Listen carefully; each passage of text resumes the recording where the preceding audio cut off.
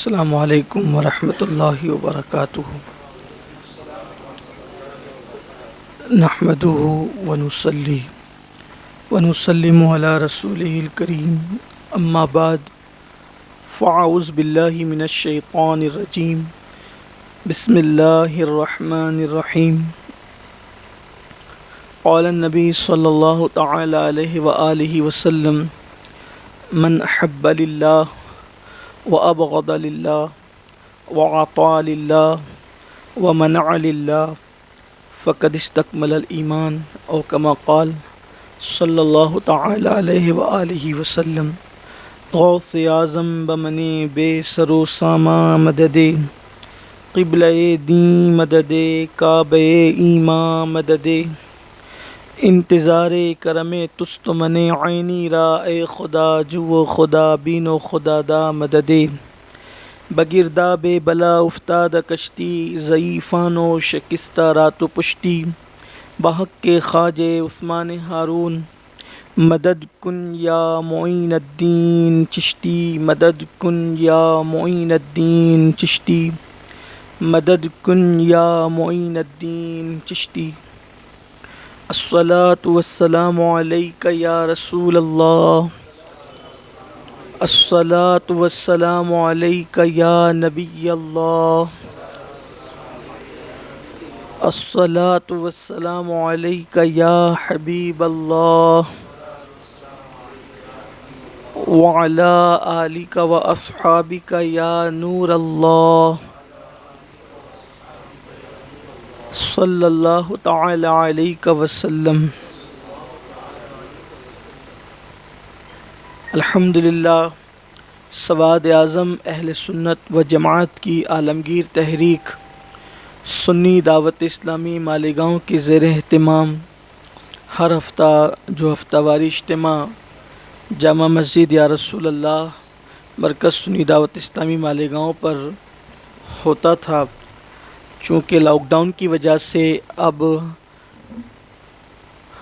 آپ اس کو صوفی Islamic channel پر ہر ہفتے سماعت فرما رہے ہیں، اور آج بھی ہم اور آپ اللہ عز و جل اور اس کے پیارے حبیب صلی اللہ تعالی علیہ وآلہ وصحبہ وبارک وسلم کے فرامین کو لے کر آپ کی خدمت میں حاضر ہیں، اور آپ سب بھی اس سے مستفیض ہونے کے لیے موجود ہیں۔ اللہ میری اور آپ سب کی حاضری کو شرف قبولیت عطا فرمائے۔ اللہ تبارک و تعالی نے ہمیں جو دنیاوی زندگی عطا کی ہے، یہ دنیاوی زندگی بہت عظیم سرمایہ ہے، اور آخرت اچھی یا بری اسی دنیاوی زندگی کے اعتبار سے ہوگی۔ جس کی دنیاوی زندگی جتنی بہتر اور اچھی ہوگی، اس کی آخرت بھی اتنی ہی اچھی ہوگی۔ حالانکہ یہ بات بالکل یقینی ہے کہ سارے اعمال کر لینے کے بعد بھی انسان جو آخرت میں کامیاب ہوگا، وہ صرف اور صرف اللہ عز و جل کے کرم سے اور مصطفیٰ جان رحمت صلی اللہ علیہ وآلہ وسلم کی شفاعت سے کامیاب ہوگا۔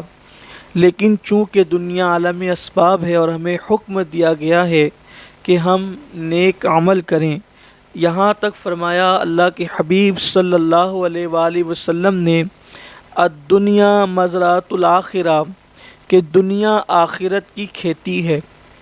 انسان دنیا میں جو بوئے گا، آخرت میں اس نے وہی کاٹنا ہے۔ یہ کبھی نہیں ہوتا کہ انسان ببل بوئے اور گلاب کو کاٹے۔ انسان جو بوتا ہے وہی کاٹتا ہے۔ اسی لیے ہمارے اسلاف، اللہ تبارک و تعالیٰ ان سب پر رحمتوں کا نزول فرمائے، انہوں نے اپنی زندگی کا اکثر و بیشتر حصہ آخرت کی تیاری میں اور اپنی آخرت کو بہتر بنانے کے لیے بہت نیک اعمال کیے، حتیٰ کہ وہ اس دنیا میں کم سوتے بھی تھے، کم کھاتے بھی تھے، کم بولتے بھی تھے۔ کم اس لیے بولتے تھے تاکہ ان کی زبان سے کوئی ایسا جملہ نہ نکلے جس کی بنیاد پر ان کی پکڑ ہو جائے۔ کم سوتے اس لیے تھے تاکہ غافلوں میں ان کا نام نہ لکھا جائے، اور کم کھاتے اس لیے تھے کہ زیادہ کھانے سے زیادہ نیند آئے گی، وجود سست ہوگا، اور اللہ تبارک و تعالیٰ کی عبادت میں جو ہے وہ سستی کا مظاہرہ ہو سکتا ہے۔ اس لیے ہمارے اسلاف اپنا پورا وقت اللہ تبارک و تعالیٰ کی عبادت میں صرف کرتے تھے۔ ان چیزوں کو دیکھتے ہوئے ہم اندازہ کریں کہ وہ زیادہ سونے کو بھی غفلت تصور کرتے تھے، بلکہ ایک بزرگ رحمۃ اللہ علیہ تو جب نیند سے اٹھتے تھے تو فوراً توبہ اور استغفار کرتے تھے۔ توبہ استغفار نیند سے اٹھنے کے بعد، گناہ کے بعد انسان توبہ استغفار کرے تو بات سمجھ میں آتی ہے، لیکن ہمارے اسلاف کا طریقہ دیکھیں، نیند سے اٹھ کر وہ توبہ کرتے تھے اس لیے کہ میں کہیں زیادہ تو نہیں سو گیا، اور زیادہ سونے کی وجہ سے میرا اللہ مجھ سے کہیں ناراض تو نہیں ہو گیا۔ اسی طرح عبادت کے بعد بھی اللہ کے وہ برگزیدہ بندے توبہ اور استغفار کرتے تھے۔ اب عبادت کے بعد توبہ کیوں کی جا رہی ہے؟ وجہ یہ ہے کہ پہلی بات تو میں اللہ کے دربار میں کھڑا رہنے کے قابل نہ تھا، یا پھر میری عبادت میں کوئی کمی رہ گئی ہو تو اللہ تعالیٰ مجھے معاف فرمائے۔ آپ اندازہ کریں کہ یہ ہمارے اسلاف کی سوچ تھی، فکر تھی، اور انہوں نے اس شان سے زندگی گزاری۔ بلکہ کبھی کبھی تو ان لوگوں نے کس انداز کے ساتھ زندگی گزاری، حضرت سیدی معروف کرخی رحمۃ اللہ تعالیٰ علیہ ارشاد فرماتے ہیں، یا حضرت سری سختی فرماتے ہیں کہ ایک گناہ میری زندگی کا ایسا ہے کہ میں نے اس کی وجہ سے 40 سال ہو گئے آسمان کی طرف کبھی نگاہ نہیں اٹھائی۔ تو لوگوں نے کہا حضور وہ گناہ کون سا ہے؟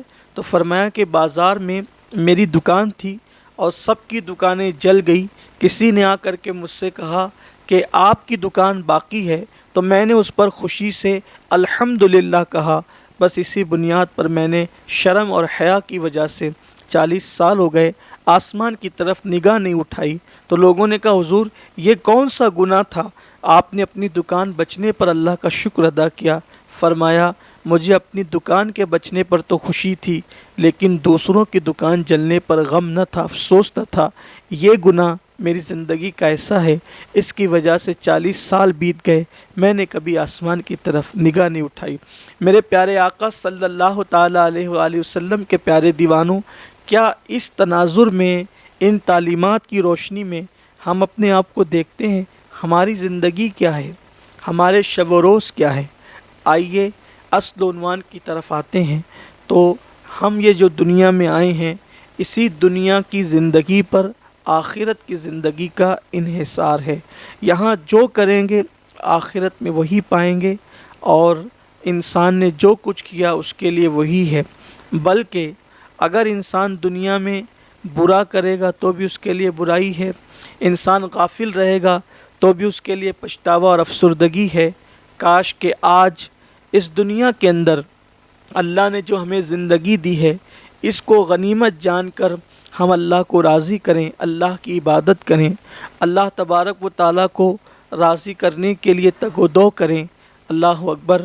آئیے، ورنہ غفلت کتنی دردناک ہے کہ انسان غفلت ہی میں زندگی گزار دیتا ہے، اور جب اس کی زندگی کی آخری ہچکی آتی ہے تو وہ افسوس کرتا ہے کہ میں نے اس دنیا پر فریب کھایا، اور فریب ہی کے اندر میری زندگی ختم ہو گئی۔ افسوس کہ اب 2 لمحات بھی میری زندگی کے نہیں بچے۔ اس وقت انسان جو ہے وہ اللہ کی بارگاہ کے اندر مہلت طلب کرتا ہے، مگر یہ کہہ کر اسے روک دیا جاتا ہے کہ جب ہم نے تمہیں مہلت دی تھی اس وقت تم نے اس کا استعمال نہیں کیا۔ میرے عزیز بھائیوں، وہ میرے احباب کان کھول کر کے سنیں، جو لوگ اللہ نے جنہیں وقت دیا ہے وہ موبائل گیموں میں مصروف ہیں، وہ جوئے میں مصروف ہیں، وہ کھیل کود میں مصروف ہیں، وہ دوستوں کی گرما گرم محفلوں میں مصروف ہیں، وہ قہقہوں کی محفلوں میں مصروف ہے، وہ شراب و شباب کی محفلوں میں مصروف ہے۔ یہ دنیا کی زندگی بہت قیمتی سرمایہ ہے، بلکہ جنت میں تو لوگ اس لیے بھی پچھتائیں گے کہ ہم نے زندگی کا ایک لمحہ ضائع کیوں کر دیا، کاش کہ اس وقت بھی اللہ کی عبادت کر لیتے تو آج ہمیں جنت میں یہ مقام ملنے کی بجائے کوئی اور مقام ملتا۔ اس لیے اللہ رب العزت کا دیا ہوا وقت قطعاً ضائع نہ کریں، اس کا صحیح استعمال کریں اور اس کو صحیح طور پر اللہ کی عبادت میں لگائیں۔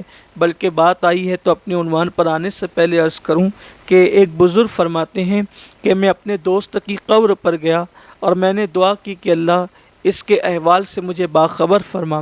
ایسے میری آنکھ لگ گئی تو میں نے کیا دیکھا کہ وہ اٹھا اور اٹھنے کے بعد کہتا ہے کہ تم لوگ کتنے خوش نصیب ہو کہ ہر ہفتے تمہیں حج کی سعادت نصیب ہوتی ہے۔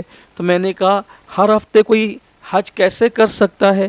تو اس نے کہا کہ جب مسلمان جمعہ کی نماز ادا کرتے ہیں تو جمعہ کی نماز کی برکت سے انہیں حج کرنے کا اجر و ثواب ملتا ہے، اور جب وہ جمعہ پڑھ کر لوٹتے ہیں تو اس وقت اللہ تبارک و تعالیٰ ان کی زندگی کے یعنی ہفتے بھر میں انہوں نے جو گناہ کیے ہیں ان سارے گناہوں کی اللہ تبارک و تعالیٰ مغفرت فرما دیتا ہے۔ اور پھر اس نے کہا افسوس، جب میں نیک اعمال کر سکتا تھا تو اس وقت مجھے نیک اعمال کرنے کی اہمیت نہیں پتہ تھی، اور اب جب کہ ہم نیک اعمال نہیں کر سکتے تو یہاں قبر میں آنے کے بعد پتہ چلا کہ نیک اعمال کی اہمیت کیا ہے، اس کی برکتیں کیا ہے، اس کا صلہ کیا ہے۔ لیکن جب نیکیاں کر سکتے تھے اس وقت صلے کی اہمیت پتہ نہیں تھی، آج صلے کی اہمیت پتہ چلی ہے تو نیک عمل کر نہیں سکتے۔ میرے پیارے آقا صلی اللہ علیہ وآلہ وسلم کے دیوانوں، بہت مختصر سی زندگی لے کر کے ہم آئے ہیں، کاش کہ ہم نے عبرت حاصل کی ہوتی۔ ہم نے اس دنیا کو ہمیشہ رہنے کی جگہ سمجھنے کی بجائے ایک سرائے، ایک مسافر خانہ سمجھ کر ہم نے اللہ تبارک و تعالیٰ کو راضی کیا ہوتا، اس کی عبادت کی ہوتی۔ اللہ تعالیٰ کی عبادتیں تو بہت ساری ہے، اس کا مفہوم عبادت کا بہت وسیع ہے، بلکہ یوں کہہ لیا جائے کہ ہر وہ جائز کام جو اللہ کی رضا کے لیے کیا جائے اسی کو عبادت کہتے ہیں۔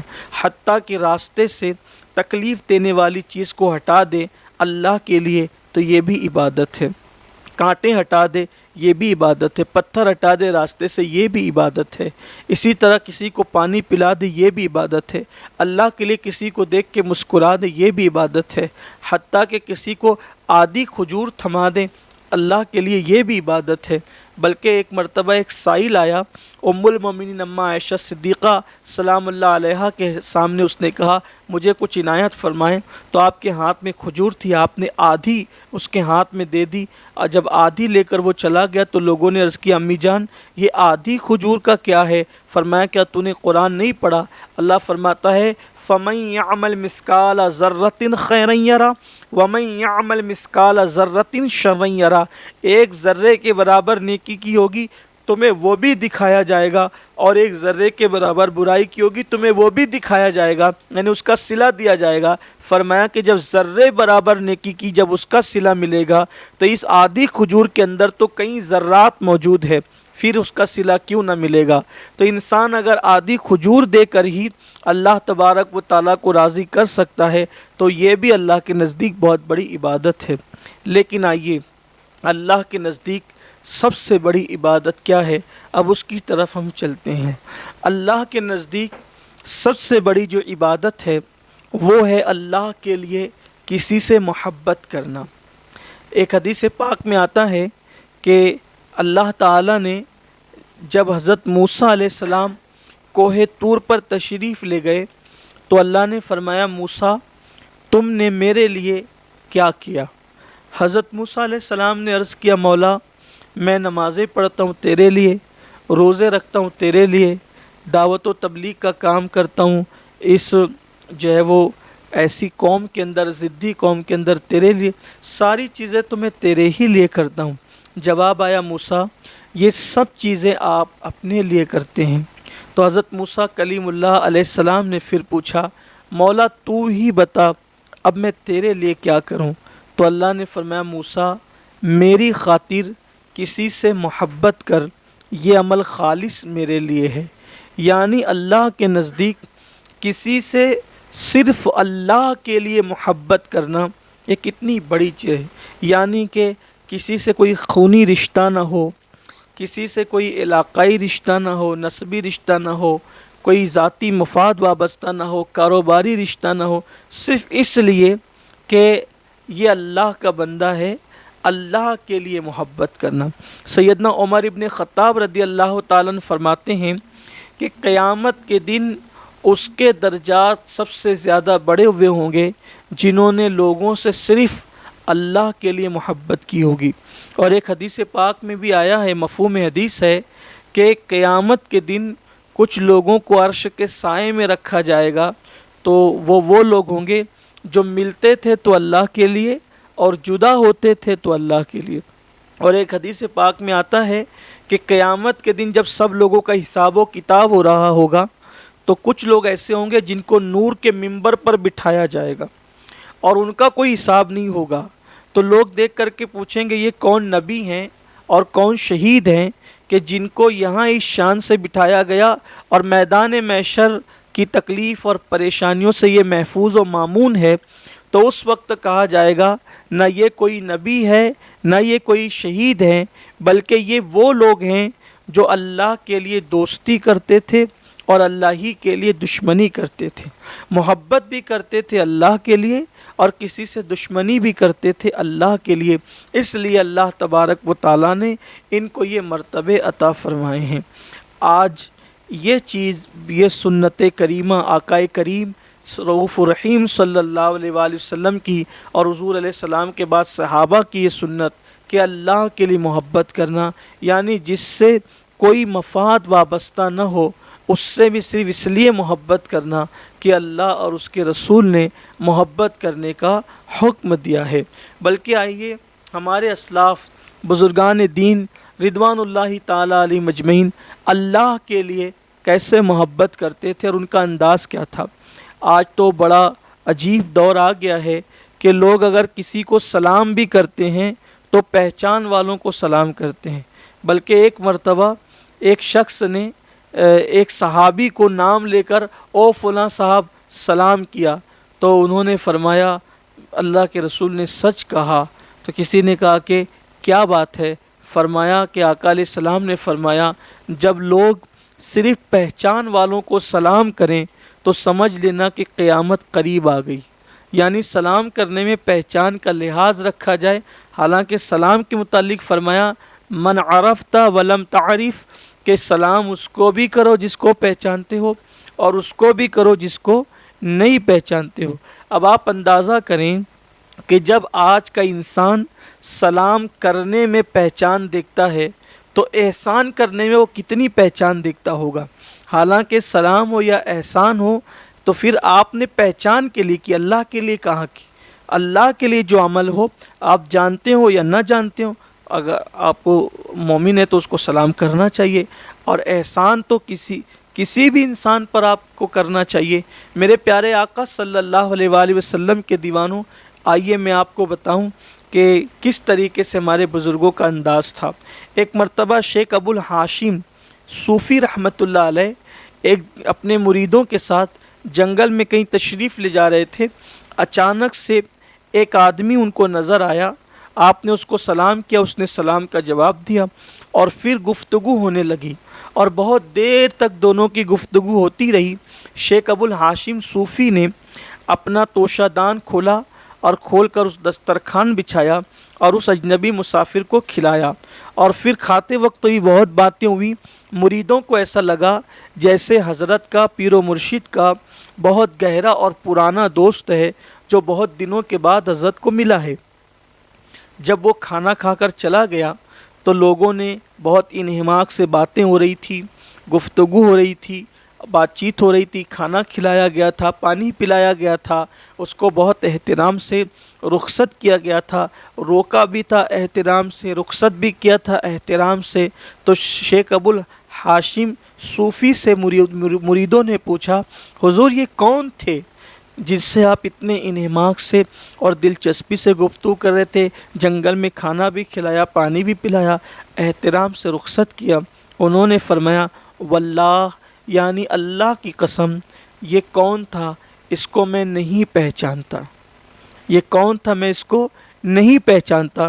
فرمایا جب نہیں پہچانتے آپ تو ایسی باتیں کر رہے تھے جیسے برسوں سے پہچان ہو۔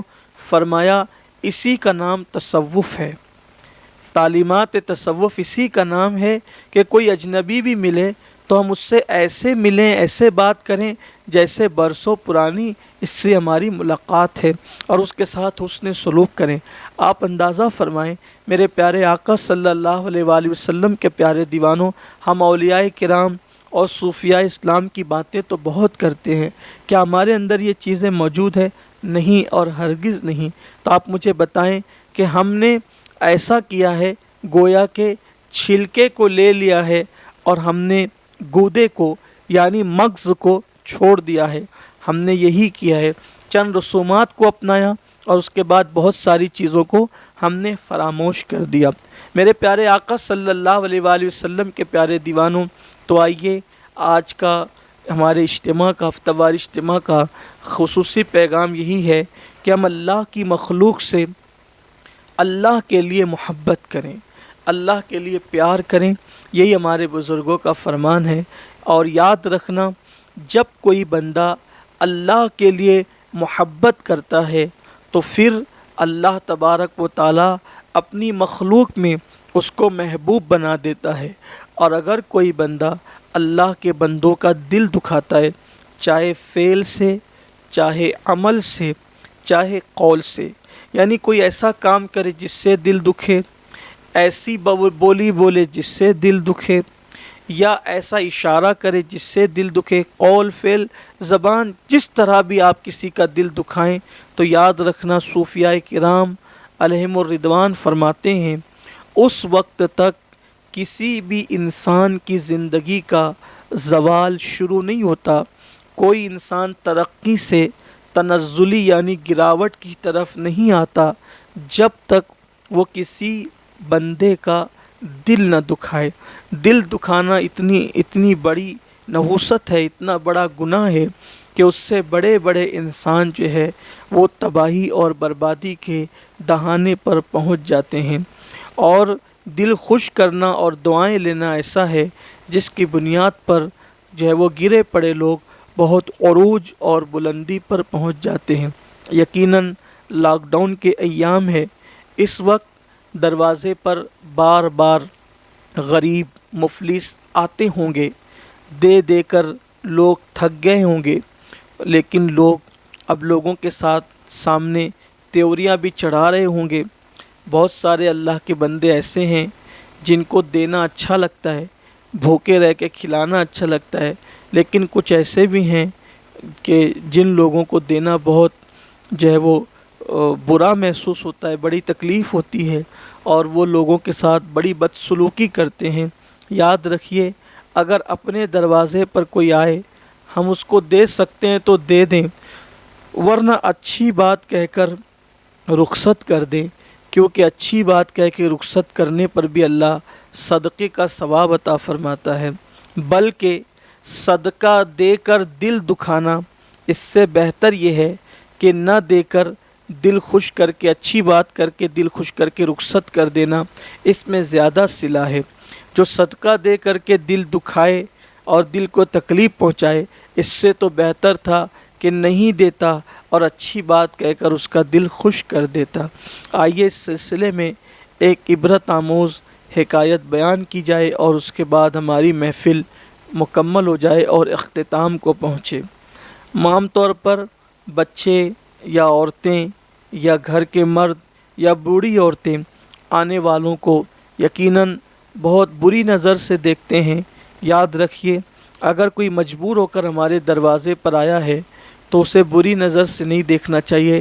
پہلے تو یہ سوچنا چاہیے کہ اس کو اللہ نے بھیجا ہے تاکہ ہم اس کو کچھ دے کر نیکی حاصل کریں، اس کو صدقہ دے کر اپنے سے بلائیں دور کریں، اس لیے کہ اللہ کا کتنا کرم ہے ان پر جن کے دروازے پر لوگ لینے کے لیے آتے ہیں۔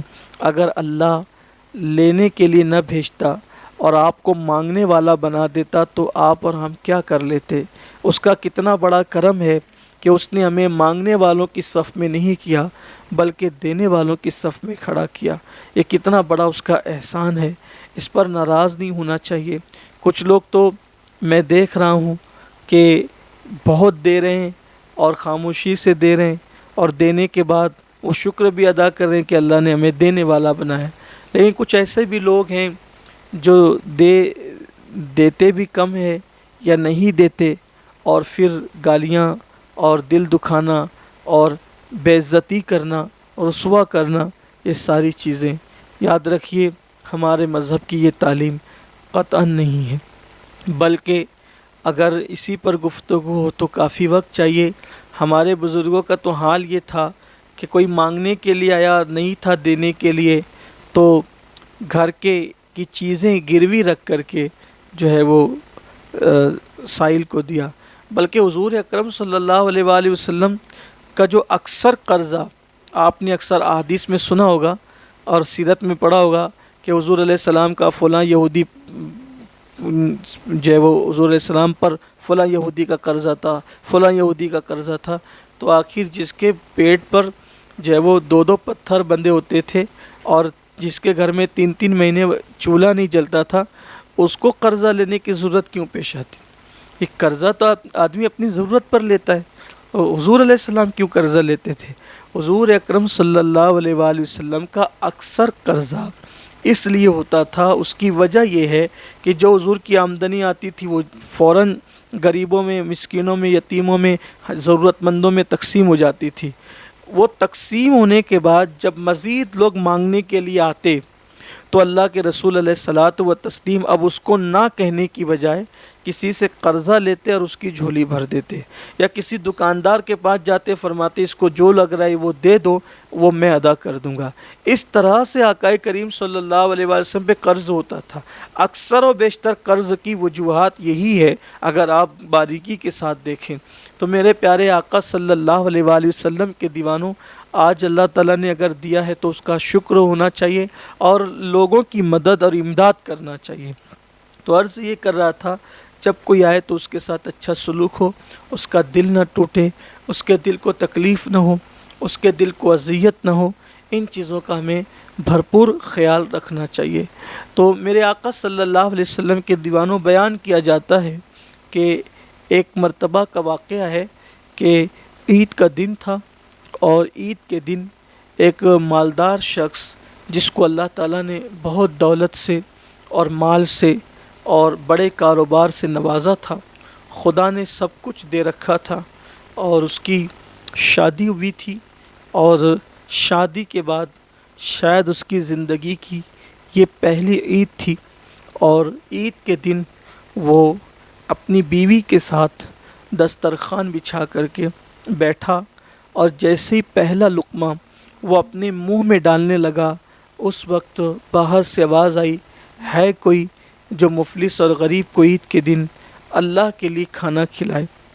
اتنا سننا تھا، اس نے منہ کا لقمہ جو ہے وہ منہ میں، ہاتھ کا لقمہ منہ میں ڈالنے کی بجائے اس نے اپنے نوکر چاکر اور خادموں سے کہا کہ لوگ چلے آتے ہیں عید کے دن بھی اور پریشان کرتے ہیں، مہینے بھر کے روزوں کے بعد آج دوپہر میں عید کے دن کھانے کے لیے بیٹھے ہیں اور بیوی کے ساتھ اس میں بھی لوگ خلل ڈالتے ہیں، کون گستاخ اور کمبخت ہے، اس کو اس کی سزا دی جائے اور دھکے مار مار کر اس کو بھگا دیا جائے۔ کہتے ہیں کہ شاہ سے زیادہ شاہ کے وفادار ہوتے ہیں۔ ایسا ہی ہوا، نوکر تھے، خادم تھے، جیسے ہی سنا کہ اس کو دھکے مار کے بھگایا جائے، ایک شخص نے اس کو ایسا دھکا دیا کہ وہ کمزور سا آدمی زمین پہ گر پڑا، اور جب وہ زمین پہ گر پڑا تو پھر وہ چلا گیا۔ پتہ نہیں اس نے کیا کہا کیا نہیں کہا۔ یاد رکھنا کسی کے زوال کے لیے کوئی ضروری نہیں ہے کہ کسی کی بد دعا ہی ہو، اس لیے کہ کبھی کبھی مظلوم بد دعا نہیں کرتا، لیکن مظلوم کا رب اور مظلوم کا خدا وہ کبھی بھی اپنے کسی بندے پر ظلم کو گوارا نہیں فرماتا، اور ظالم کو اللہ تبارک و تعالی ہمیشہ سزا دیتا ہے، دیر یا جلدی ظالم کو سزا مل کر رہتی ہے۔ ظلم کی سزا دنیا ہی میں ملتی ہے اور ہمیشہ قدرت مظلوم کے ساتھ ہوتی ہے۔ آپ دیکھ لیں، ظالموں کا نام بھی نہ رہا لیکن مظلوم آج تک موجود ہے۔ آپ دیکھیں فرعون نے ظلم کیا بنی اسرائیل پر یا حضرت موسیٰ علیہ السلام پر، فرعون ڈبا دیا گیا، حضرت موسیٰ علیہ السلام کا ذکر آج بھی شان و شوکت کے ساتھ کیا جاتا ہے۔ نمرود نے ظلم کیا، حضرت ابراہیم مظلوم تھے، نمرود کا وجود عبرت بن گیا، مٹ گیا، حضرت ابراہیم علیہ السلام آج بھی جو ہے وہ موجود ہے ہماری محفلوں میں، ہمارے ذہن میں، ہمارے فکر میں، ہمارے عقیدے میں، خیالات میں، اور آج بھی آپ شان و شوکت کے ساتھ آپ کا ذکر ہوتا ہے۔ آپ کے مزار پہ ادب و احترام کے ساتھ لوگ حاضری دیتے ہیں، بلکہ امت مسلمہ کی تو کوئی نماز ایسی نہیں ہوتی جس میں حضرت ابراہیم علیہ السلام پہ درود نہ پڑھ لیا جائے۔ اسی طرح مکے میں گنڈہ گردی کرنے والا ابو جہل، ابو لہب، عتبہ، شیبہ، اس طریقے سے اور بھی لوگ تھے، ان کا کہاں ہے؟ سب مٹ گئے۔ مصطفیٰ جان رحمت آج بھی ان کا ذکر موجود ہے، حضور زندہ ہیں، حضور علیہ السلام کی شان آج بھی بیان کی جاتی ہے۔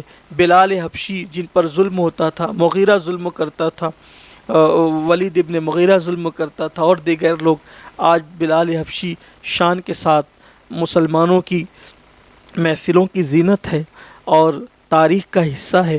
لیکن اسی طرح دیکھیں، یزید نے ظلم کیا، مٹ گیا یزید، امام حسین آج بھی زندہ ہیں۔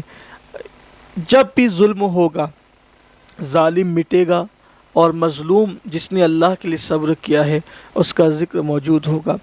ظالم کو مٹانے کے لیے مظلوم کی بد دعائی کافی ہے، لیکن کبھی ایسا بھی ہوتا ہے کہ مظلوم اعلیٰ ظرف ہونے کی وجہ سے بد دعا تو نہیں کرتا، لیکن مظلوم کا خدا پھر جو بدلہ لیتا ہے، یہاں تک حدیث پاک کا مفہوم بیان کیا جاتا ہے کہ اگر ایک پہاڑ نے کسی دوسرے پہاڑ پہ ظلم کیا تو اس پہاڑ کو بھی پگھلا دیا جاتا ہے اور ذروں میں تبدیل کر دیا جاتا ہے۔ بغیر سینگ کی بکری پر سینگ والی بکری نے ظلم کیا تو اس بکری کو بھی اس کی سزا دی جاتی ہے۔ یہ ہے، اللہ ہمارے حال پہ رحم فرمائے، اور اللہ ہمیں ظلم سے محفوظ رکھے اور دلوں کا خیال کرنے کی توفیق عطا فرمائے۔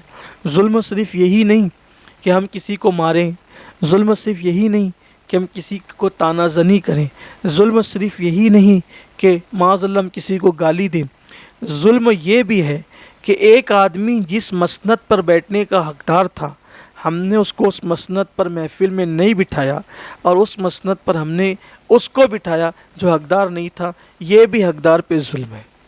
ایک بندہ اس طرح کی گفتگو کا حقدار تھا کہ ہم اس کے ساتھ تبسم ریز ہونٹوں کے ساتھ بات کرتے اور ہم نے اس سے تیوری چڑھا کر بات کی، یہ ظلم ہے۔ اس لیے کہ ظلم کی تعریف یہ ہے کہ جو چیز یا جو شے جس مقام پر رکھنے کے قابل تھی، آپ نے اس کو اس مقام سے گرا کر کے رکھا، یہ ظلم ہے۔ جیسے بار بار یہ ضابطہ بیان کیا جاتا ہے، ٹوپی کا مقام سر ہے، اس کو پیر پر رکھ دیا تو یہ ٹوپی پہ ظلم ہے۔ اسی طرح قیاس کرتے چلے جائیں تو میرے آقا صلی اللہ علیہ وآلہ وسلم کے دیوانوں، اس ضابطے کے تحت سوچیں کہ ہم روزانہ ایک دن میں کتنا ظلم کرتے ہیں، کتنا ظلم کرتے ہیں۔ کاش کہ میرے وہ بھائی اور وہ بہنیں بھی اس کو سمجھ سکتے تھے کہ بیوی اس لیے تھی کہ اسے پیار دیا جائے، اسے تڑپا کر باہر ناجائز تعلقات کیے جاتے ہیں، یہ بھی ظلم ہے، یہ بھی ظلم ہے۔ تو میرے آقا صلی اللہ علیہ وآلہ وسلم کے دیوانوں سرکنیزوں سے گزارش کی جاتی ہے کہ زندگی میں کوئی ظلم ہو، قدرت کسی بھی ظلم کو نہ پسند کرتی ہے، نہ گوارا کرتی ہے، اور ظالم کو اس کے ظلم کے حوالے سے سزا دی جاتی ہے، اور ظلم کی سزا دنیا ہی میں ملتی ہے، اور دنیا ہی میں اس کا انجام لوگوں کو دیکھنا نصیب ہوتا ہے۔ تو اس شخص نے کہا کہ دھکے دے کر کے نکالو، اور اس کو دھکا دیا، وہ گر گیا، اور جب گر گیا تو وہ فقیر چلا گیا۔ وہ فقیر کیا گیا، اس کے بعد اس کی الٹی گنتی شروع ہو گئی۔ پہلے تو کاروبار ڈھپ پڑنے لگا، دھیرے دھیرے کاروبار کو زوال آنے لگا اور مسائل اس کے ہوتے چلے گئے۔ پھر یہ ہوا کہ کاروبار پر جب زوال آیا، نوکر چاکر سب چھوڑ کر بھاگنے لگے، دکانیں بند ہو گئی۔ ایک وقت ایسا آیا کہ پھر اس کو اپنا مکان بھی بیچنا پڑا، حالانکہ یہ سب چیزیں ابھی سال بھی نہیں گزرا تھا کیس ہونے لگا، اس لیے کہ مظلوم کی آہ بڑی بھیانک ہوتی ہے۔ میرے آقا علیہ السلام نے فرمایا مظلوم کی بد دعا سے بچو، اس لیے کہ مظلوم کی بد دعا اور باب اجابت الہی کے درمیان کوئی پردہ نہیں ہوتا۔ وہ فوراً قبول ہوتی ہے۔ تو ادھر سب گھر بھی بک گیا، اور جب گھر بکا ہے اس کا، تو اس کی بیوی نے کہا کہ میں شریف خاندان کی ہوں، اور کب تک میں آپ کے ساتھ در بدر پھرتی رہوں، عزت کو تحفظ نہیں۔ ایک کام کریں، اب آپ کے پاس نہ کھانے کو ہے اور نہ سر چھپانے کو ہے، اس لیے مجھے طلاق دے دیں۔ اور پھر اس کو طلاق دے دی گئی۔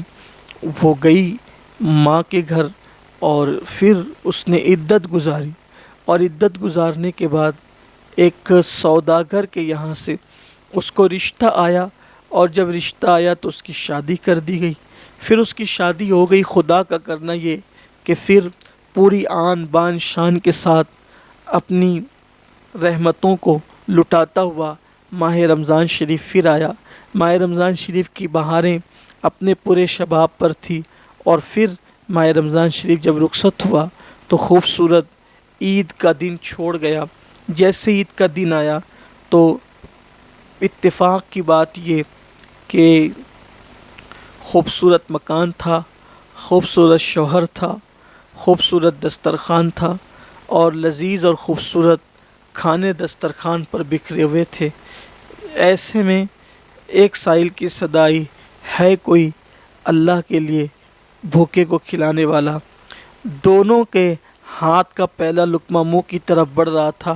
اچانک ایسا لگا اس عورت کو یا اس لڑکی کو جیسے وہ ماضی میں گم ہو گئی ہو، لیکن یہ جو شوہر تھا اس کا دوسرا شوہر، وہ پہلا لقمہ اپنے منہ کی طرف لے جا رہا تھا۔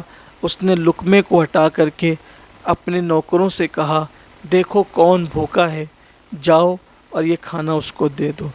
بلکہ جب نوکر بڑھے تو اس خاتون جو اس کی بیوی تھی، اس سیٹ نے، اس سوداگر نے اپنی بیوی کو کہا، ایک کام کرو، نوکروں کے ہاتھ سے کھانا بھیجنا شاید کسی فقیر کی بے ادبی بھی ہو سکتی ہے، لے جاؤ اور اپنے ہاتھ سے تم ہی کھانا دے دو۔ جب یہ کھانا لے کر چلی، دروازے پر بکھرے ہوئے بالوں میں، پھٹے ہوئے لباس میں فقیر کو کھڑا دیکھا تو جیسی نظر پڑی، چیخ ماری، زمین پہ گری، بے ہوش ہو گئی، ہاتھ کا کھانا چھوٹا، اور وہاں سے جو فقیر مانگنے آیا تھا وہ بھی بھاگتے ہوئے چلا گیا۔ جب بیوی کی چیخ کی آواز سنی تو سوداگر قریب آیا، اس نے چہرے پہ چھینٹے دیے، کیا ہوا؟ کیوں؟ اس فقیر کے چہرے میں، بھکاری کے چہرے میں ایسا کیا تھا کہ تم چیخ مار کے زمین پہ گری اور بے ہوش ہو گئی؟ تو اس نے کہا کہ یہ جو بھکاری آیا تھا، یہ میرا پچھلے سال عید پر یہی دن تھا، یہی وقت تھا، یہ میرا شوہر تھا، اور میں اس کے نکاح میں تھی۔ پھر اس نے پورا واقعہ بتایا، اور پھر کوئی آیا تھا اسی وقت مانگنے کے لیے، اس کو دھکے دے کر بھگا دیا گیا تھا۔ اسی دن سے اس کی الٹی گنتی شروع ہوئی، اور آج میں نے اس کو پہلی بار دیکھا طلاق کے بعد کہ وہ بھکاری بن کے آیا ہے، پھٹے پرانے کپڑے، بکھرے ہوئے بال، اتنا بدتر حال تھا جبکہ اس کے کئی نوکر چاکر تھے، اور یہ تباہ ہو گیا، میں بے ہوش ہو گئی۔ یہ داستان سن کر اس کا دوسرا شوہر، جو موجودہ وقت میں اس کا شوہر تھا، اس کی آنکھ میں آنسو آ گئے۔ اس نے اپنی بیوی سے کہا کہ اگر وہ تمہارا پہلا شوہر تھا جس نے کسی فقیر کو دھکے دے کے پچھلے سال عید پر بھگایا تھا اور اس پہ ظلم کیا تھا، تو یاد رکھو جو اس کی چوکھٹ پہ پچھلے سال فقیر بن کر کے آیا تھا وہ کوئی اور نہیں تھا، وہ میں ہی تھا۔ اور جب مجھے ظلم کیا گیا تو میں نے اللہ سے یہ کہا کہ مولا اگر تو نہ چاہتا تو میں اس کے دروازے پر بھیک مانگنے کیوں آتا؟ مولا مجھ پہ ایسا کرم کر دے کہ اب میں کسی کے دروازے پہ بھیک مانگنے نہ جاؤں بلکہ میں دینے والا بن جاؤں۔ اسی دن کے بعد سے اللہ نے مجھے ہر دن ترقی دیا، میں مٹی پکڑتا وہ سونا گویا کہ بنتی رہی، اور اللہ نے آج مجھے سال سے پہلے اس مقام پر پہنچا دیا جس مقام پر تم دیکھ رہی ہو۔ اسی لیے جب میرے دروازے پر بھکاری کی آواز سنائی گئی تو مجھے پچھلا دور یاد آ گیا کہ مجھے اس وقت دھکا دیا گیا تھا، اس لیے میں کسی کو دھکا دینا نہیں چاہتا تھا اور میں ہر ایک کی جھولی بھرنا چاہتا تھا۔ تو میرے پیارے آقا صلی اللہ علیہ وآلہ وسلم کے پیارے دیوانوں، یہ دنیا ہے، یہاں گردش لیل و نہار ہے، دن اور رات کی گردشیں ہیں، دولت، عزت، شہرت سائے کی طرح ہے، کبھی کسی کے آنگن میں اور کبھی کسی کے آنگن میں۔ اس پر فریب مت کھائیے، اس پر تکبر مت کیجیے، اس پر گھمنڈ مت کیجیے، بلکہ اپنے اللہ پر نظر رکھیں۔ اللہ کے عطا کردہ قانون جو آخری نبی صلی اللہ علیہ وآلہ وسلم کے ذریعے سے اللہ نے ہمیں عطا فرمایا ہے، اس پہ عمل کیجیے، اللہ کے لیے محبت کیجیے، دلوں کو خوش کیجیے، ہر مانگنے والے کو بساط بھر اپنی حیثیت بھر عطا کیجیے، اور جس کو نہیں دے سکتے یا دینے کی حیثیت نہیں ہے اس کو چند جملے اچھے بول کر، خوبصورت بول کر رخصت کر دیجیے۔ اور اگر آپ کسی کو اس وقت دیتے ہیں تو گویا کہ کسی غریب کی مدد کرنا اللہ کو قرض حسنہ دینے کے برابر ہے۔ آج ہم اپنی حیثیت کے مطابق دیں گے، کل اللہ ہمیں قیامت کے دن اپنی شان کے مطابق عطا فرمائے گا اور لوٹائے گا۔ کاش ہم لوگوں کی ضروریات کا خیال کرتے۔ یقیناً ابھی بھی لوگ ہماری جو ہے وہ مدد کے محتاج ہیں۔ یقیناً بہت سارے علاقوں میں کاروبار شروع ہو چکے ہیں، اور بہت سارے علاقے ایسے ہیں کہ جہاں اب بھی کاروبار شروع نہیں ہوئے ہیں۔ بہتوں کو کام مل گیا ہے، بہتوں کو کام نہیں ملا ہے۔ اس لیے ہم ایک دوسرے کا خیال کریں، اور ہم جب تک ایک دوسرے کا خیال کرتے رہیں گے قدرت ہمارا خیال فرماتی رہے گی انشاءاللہ تبارک و تعالی، اور ہم جب تک کسی کی مدد کرتے رہیں گے قدرت ہماری مدد کرتی رہے گی انشاءاللہ تبارک و تعالی۔ امید کرتا ہوں کہ اللہ تبارک و تعالی ہم سب کو اس پر عمل کی توفیق عطا فرمائے۔ اور یہ بہت دکھ کے ساتھ یہ خبر دی جا رہی ہے کہ حضور قبلہ امیر سنی دعوت اسلامی کے مامو جان کا انتقال ہو گیا، شاید کل، اور آج جو ہے وہ محقق مسائل جدیدہ حضرت علامہ مفتی نظام الدین صاحب قبلہ رضوی برکاتی کے بڑے بھائی محمد یوسف صاحب کا انتقال ہو گیا ہے۔ آپ ایک مرتبہ سورہ فاتحہ اور 3 مرتبہ قل هو اللہ شریف پڑھ کر ان دونوں حضرات اور تمام عالم اسلام کی روح کو ایصال ثواب کریں۔ بسم اللہ۔